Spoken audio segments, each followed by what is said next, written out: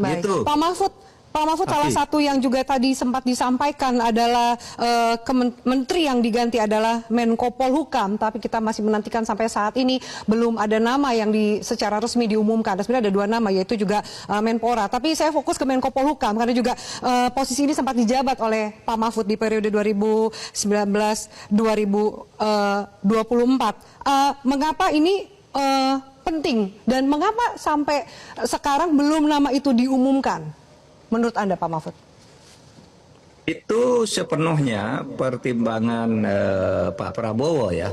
Pastilah beliau sebagai seorang pimpinan negara sudah melakukan kajian yang mendalam dan komunikasi politik dengan semua pihak yang terkait dengan itu. Saya juga tidak tahu kenapa penting untuk diganti. Menurut saya Pak BG oke di situ gitu, sudah bekerja dengan baik gitu, tetapi terus ada pergantian, kita tidak tahu. Kita lihat aja perkembangannya. Kemudian ada informasi berikutnya yang juga sudah beredar di teman-teman wartawan ini, Pak Mahfud, soal adanya posisi Menhan Syafri Syamsuddin yang menjadi ad interim. Bagaimana tanggapan Anda? Kalau ad interim itu berarti sementara, ya. Namanya ad interim itu kan antara, namanya pejabat antara sampai ada yang definitif. Menurut saya relevan di situ. Kenapa? Karena dia kan ada di lingkungan Polkam, ya. Dari situ bisa Panglima, bisa siapa saja gitu, bisa Kapolri juga sebenarnya. Tapi ini jatuh ke Menhan.